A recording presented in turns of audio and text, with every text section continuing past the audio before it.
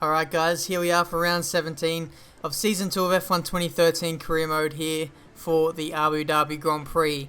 Now after this race, there's only 2 races left, so we need a good finish to come out of this race so we can build momentum coming into the last couple of rounds. So if you guys didn't know already, after India, we managed to lose a couple of points to Sebastian Vettel in the dying laps, so we're only 7 points ahead of him in the championship standings. But in terms of this race though, we're starting off in qualifying 3. I've managed to get out of the first 2 qualifying sessions fairly easily, and now I'm putting on my first set of option tyres for this weekend, and pretty much just saving the tyres by just using one set here. So here we go, the tyre wear shouldn't be too bad around Abu Dhabi, so fingers crossed we can have a decent result, but we'll wait and see. The marbles around this track are really pretty bad around this track, and they tend to wear the tyres out faster than what they normally should. So we'll see how it goes, but here on qualifying 3, we're faced with a bit of traffic here, and it looks like they just pull into the pit lane there, so no harm done. And now we can get on with our qualifying lap. So coming up to turn 1, shift down into 2nd gear, clip that apex nicely, and then make sure we don't track extend off to the right there. So first sector is done in about 18-17 seconds. It's a very quick sector, and you can not really make up any time here. You just need to hit all the apexes and you should be okay. But here we are, 2.5 tenths up on our teammate Fernando Alonso, who has finally started to pull his finger out since I joined Ferrari, but it's too late now. Fernando is now out of the championship running, so a little bit too late for Fernando, but either way we'll take a Ferrari pole position either way. But coming through the middle sector now and into the final sector, we're just a fraction down on Fernando's time, so we've lost a little bit of time in the middle sector, which is a bit disappointing, but I wasn't really expecting any fireworks coming from that middle sector. It's actually a bit of a bogey sector for me. I always tend to struggle between the section between the 2 long straights, but closing up the lap now, and I'm just trying to get a lap time in. It looks like I'm being a little bit conservative here. I probably could have been a bit more aggressive through this 3rd sector, and I think it may end up costing me, and we'll see where we end up. 6th place.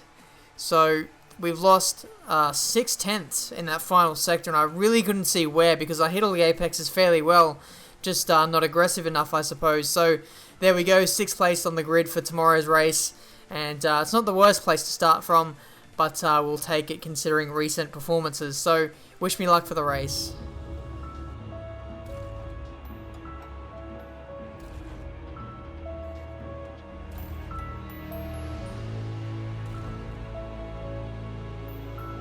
Alright, so here we are on the grid of the Abu Dhabi Grand Prix. There is only 3 races left in this championship, so we're running out of time and opportunities to make our mark in this championship, and away we go in Abu Dhabi. It looks like both the Red Bulls have got off to a terrible start there. I'm going to make the most of it, and I've forced out Kimi Räikkönen into the wall there. He's dropped a bunch of spots there, and I think that's a little bit unfair, so I'm going to pull over and give Kimi that spot back, because the last thing I want to do is be a dirty driver and force Kimi out wide, give him a disadvantage, and then drive off into the distance. So I'm going to do things cleanly in this championship and fairly at the same time. So you just got to take the hit sometimes when those things happen. But now we're going to try and come through the field as quickly as possible, because we know that if we get stuck behind traffic, then the leaders will get away, and that's exactly not what we want in this race. So what we'll be doing is putting it up into fast, trying to burn off all that fuel, just trying to get those positions back as quickly as possible. And it looks like Paul di Resta is battling with Kimi there, and they might be slow coming into this hairpin here. Traditionally, the AI do go slowly through hairpins, and we've been touched by Kimi. He's not been happy by the opening lap shenanigans, and he's given me a serve back for that incident earlier on. And as we can see here on the replay, we'll see Kimi just getting into our right rear tyre there and spins us round there. So really, not really Kimi's fault there. It's just awkward contact, and it sent me into a half spin. So that's a little bit frustrating. We'll need to gather back those positions again as we try and go up the middle of Jenson Button and Romain Grosjean and Adrian Sutil. No, that's Paul di Resta. Getting my words mixed up there, but we get the move done on all 3 cars there. Thankfully, our car is still intact. There's no penalties to be handed out anywhere, so I'm pretty thankful in that aspect. But now we've put up to the back of Kimi Räikkönen again. It looks like he's gone wide onto the curbing there. I'm trying to sneak it up his inside. He's cracked under pressure and given me P9 for the taking. So these AI are pretty mistake prone, especially early on in races. If you show them the nose up the inside, and sometimes they just crack under pressure sometimes. Speaking of cracking under pressure, we've broken too late and we've taken out Jenson Button. I tried to slow down as much as I can to negate that negative effect on Jenson, but it wasn't enough, and that was completely fair in my books. I completely hit him off, so that penalty is justified. So now I've got to come in and serve that penalty, and the thing that annoys me the most about that is I really wasn't trying to go for an overtake there. The AI were just braking so early, and it just caught me out. I had nowhere to go really, but at the same time I still smashed into the side of Jenson, so that was completely my fault, and I'll need to learn from that later on in the future races, because I can't have that sort of thing really impacting on the championship, and it may do. We'll have to wait and see. So we'll need to get up the field as quickly as possible, because this could cost me big time in the championship. So lap 4, we're down in P15 at the moment. No, that's not Jenson, that's John-Eric Verne breaks early there and we smash into his rear wing, and on that occasion that wasn't my fault. John-Eric Verne just broke 100 meters before the corner, and I just had nothing to do there again. So this race in the early phases has been very sloppy, and I really apologize for my driving here. So hopefully from here on in the driving can be a lot cleaner, but we'll see how we go coming in to the back end of the race. And up the inside we go of Paul di Resta, so that's P13 for the taking, and we've still got a long way to go to get up into the points now, as Sergio Perez, again, the AI are braking so early coming into corners. There's almost nothing I can do. Luckily I was paying attention there. I only saw him at the last minute, but that could have ended in catastrophe, but thankfully it didn't. And now this is a replay of us going up the inside of Daniel Ricciardo for position 11, I believe. So there we go, lap 12, it's the end of our very first stint of the race. Our option tyres are absolutely dead, and now we're coming in for what should be our first pit stop of the day. I think I originally scheduled to do 2 stops in this race, so hopefully it works out. I'm supposed to be going on to the primes twice. The game recommended I do 3 stints on options, but I'm going to go for one less stop here and see how it goes. But since I am down the field and I am taking a bit of a risk, by doing the 2-stopper, I may end up switching to a 3-stopper again, depending on how bad the prime tyres are. As you guys know, in this career mode championship, the prime tyres in the last couple of races have been pretty terrible for me, and they really haven't been lasting the distance compared to the option tyres. But we'll see how it goes in this race. And now cutting to the end of lap 14, we've caught up to the back of Jenson Button, and I believe that's a Lotus, possibly Romain Grosjean. We got the inside of Jenson Button there, and we get the spot back for position 10. So next up is Romain Grosjean, who again breaks early and gifts us position 9. So really odd how these AI cars are just doing such glitchy things. We saw in Suzuka how they kept on going off at turn 1. Here at Abu Dhabi, it seems the story of this race is the AI cars braking early and almost trying to brake check us and give us penalties or something like that. It's crazy, but now it's lap 21.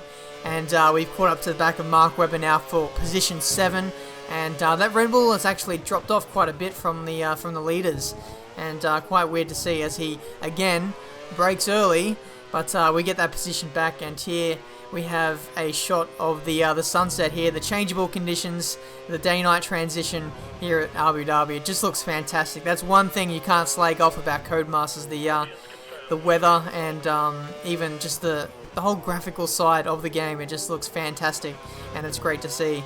But here we are coming in for our second stop of the race. I've decided now that the prime tyres are absolutely terrible. They've only lasted what? When did we come in? Lap 12. So they've only lasted about 13 laps. So the prime tyres are absolutely terrible, and I'm going to run option stints for the rest of the race. So what we'll be doing now is doing a 3-stopper, and pretty much the rest of this race is going to be a sprint. So we really don't need to worry about tyre wear too much.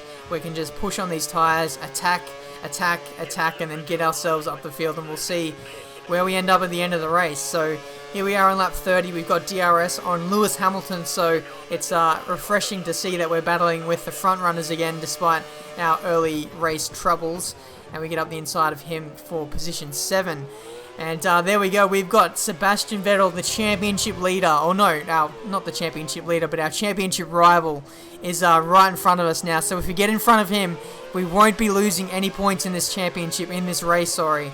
So that'll be absolutely crucial to get in front of him as soon as possible. But it's actually quite weird to see how some of these front runners have dropped off the pace quite a bit. I was a drive-through penalty behind. I'm almost a pit stop behind as well, and I've already caught up to these guys. Now I'm going around the outside of Sebastian into the section between the two massive straights. One of my bogey corners, as I said before in qualifying. But here we have Sebastian getting position 4 back with the help of DRS. And this Red Bull in this race, I noticed, was pretty quick in a straight line. Very odd and very against the character of what the Red Bull is like in real life. But we're going to try and get the DRS back on this second straight here, and hopefully the slipstream is enough to get us back. But look at that, the Red Bull is actually quite strong in a straight line. It looks like we may not be able to get him. We take a dive lunge up the inside. I was trying to get my words out, but it looks like I ran wide and Vettel's hit me off there. So that's a bit of a cheeky move from Sebastian. And I believe I heard over the radio that Sebastian actually got a penalty for that incident right there. So he'll be coming in at the end of this lap for a drive-through penalty. So it's quite interesting to see how the face of this race has changed in the matter of 30 laps. At the beginning of this race, I thought maybe my championship was over after I got that drive-through penalty. I caught up to Sebastian, I passed him for a brief second there, but then he hit me off or hit me wide, and now he's got a drive-through penalty, and it looks like his championship hopes are in tatters now. So here we are on lap 33 now, and we're still in position 4, holding position fairly well, but we've completely drifted out of the hotel section. Our tyres are absolutely gone, and we've dropped position to Lewis Hamilton and almost Nico Hulkenberg. But looks like we'll need to be changing onto a new set of option tyres very soon. But I can't do it just yet. I've got to stretch out these tyres just a couple more laps just to meet that recommended pit window, because if I pit early, then I'll need to make a 4th stop later on in the race, so I don't want to do that. I'm already behind on the pit stops in this race. I'm already going to be doing 3 compared to the rest of the field, so if I do 4 stops, I'll be doing an extra pit stop compared to the rest of the field, and that's really not what I want to do in this race. So I'm going to pretty much train Hamilton behind me. When I say train them, I just mean just stay in front, hold position, and pretty much build up a train behind. You've seen that in the Cucumber Challenge back on F1 2012, so we'll be delving into those defensive driving tactics. But looks like it hasn't worked on this occasion, because Lewis, with the help of DRS, is very quick in a straight line. Possibly the Ferrari is just pretty crap in a straight line around this track, because we saw that the Red Bull was very strong against us. But speaking of strong, we've got a strong move on Lewis Hamilton around the outside into those hairpins there. And we get position 4 back. But now, thanks to the double DRS, Lewis is going to have the DRS on this second straight, and he's probably going to sneak up my inside here. We'll just wait and see how he goes. Nope, Lewis doesn't have the balls to lunge it up the inside coming into the 3rd sector. So pretty predictable trait of the AI. They trend not to dive it up the inside, especially into braking zones. But now on lap 37, we've got Sebastian Vettel. After he served his drive-through penalty, he's already caught up to us after a couple of laps. So it's very interesting to see how quick Vettel is at this phase of the race. We try and lunge it up his inside, but we just don't have the grip or the tyre advantage available to us just to make the move stick. So looks like our tyres are on the verge of exploding here, a la Silverstone 2013. So we don't want that. And I think this time I'm going to come in for a new set of tyres. I just can't stay out any longer. This time I'm going to have to compromise for the prime tyres. I really wanted to go for the options for this final stint, but I don't think it's workable. I don't think it's possible. So we're going to have to stretch these prime tyres 18, 17 laps. We only did 13 laps on our first set of primes, so this final stint is going to be a big stretch to the finish. And Sebastian Vettel came in for his pit stop as well, and he's jumped us by a couple of seconds. So we'll need to catch up to him as soon as possible, make sure that he doesn't get away. Just try and stay with him and maybe pass him. I'll try and save a bit of fuel behind him with the help of DRS if I can, so I can just stay with him and maybe attack him later on in the race. So what I'm going to try and do here is I'm going to stay with him in the DRS, save fuel at the same time, and just preserve the tyres as well, because I need to make these tyres last at the end of the race, because I know that the rest of the AI cars won't be stopping from here on in to the finish. So That's the equation. That's what I need to do to stay in the hunt for this championship, because every single point counts in these last couple of races, and I've only got a 7-point lead over Vettel. And, you know, if he jumps me by 2 or 3 positions in this race, then he'll have the lead in the championship back. So that's not what we want. Vettel gets the lead back, or the lead over the 2 of us back, and he's back into position 4 with only 11 laps to go in this race. So you can see on the screen there on the tyres, the marbles are just completely deadly in this race, and they just get on the tyres from all aspects of the track. You just can't escape the marbles around this track.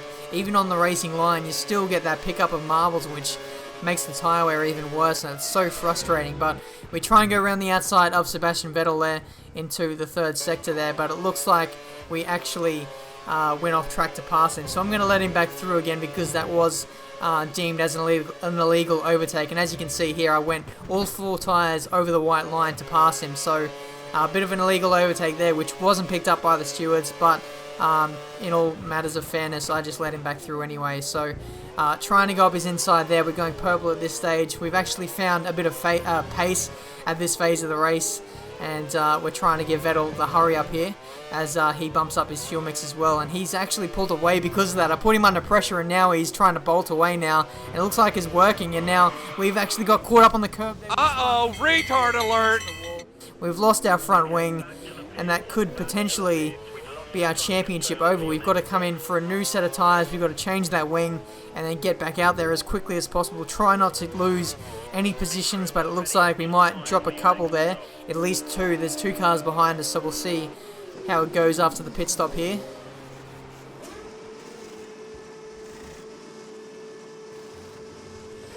.6 seconds, so that's a pretty lengthy pit stop, and that sees us drop now into 7th place. So as it stands at the moment, we're going to score 6 points compared to Vettel, who is in 4th place, so we'll score 12 points. So we only have a 7-point margin in this championship, so as it stands, I think Vettel might be on for a good points haul here in the championship. But look at our tyres there. Our pit crew has actually put on a worn set of prime option tyres, so it's been an absolute disaster. This race has gone from good to bad to worse to simply atrocious.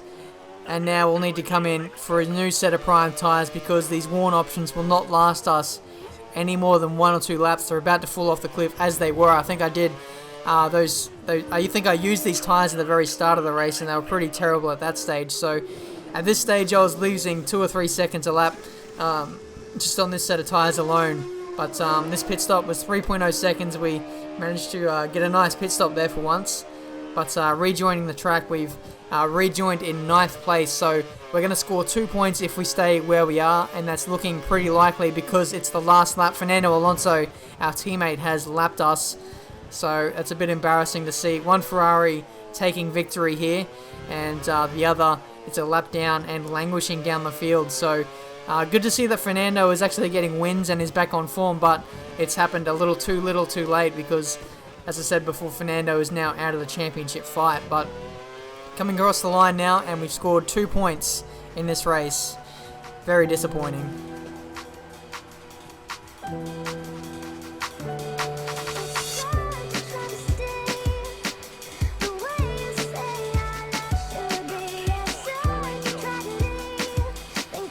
So there we go, lads.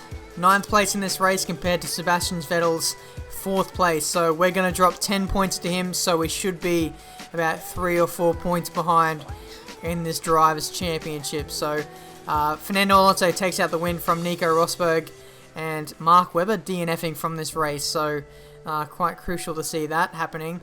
And yes, we are 3 points behind Sebastian in the championship now, so we'll need to make up those points in the next couple of races. So it's going to be a tight finish for this championship. I hope you guys can stick around to see that. But that's been the Abu Dhabi Grand Prix, guys. Until the next race in America, I'll see you guys next time.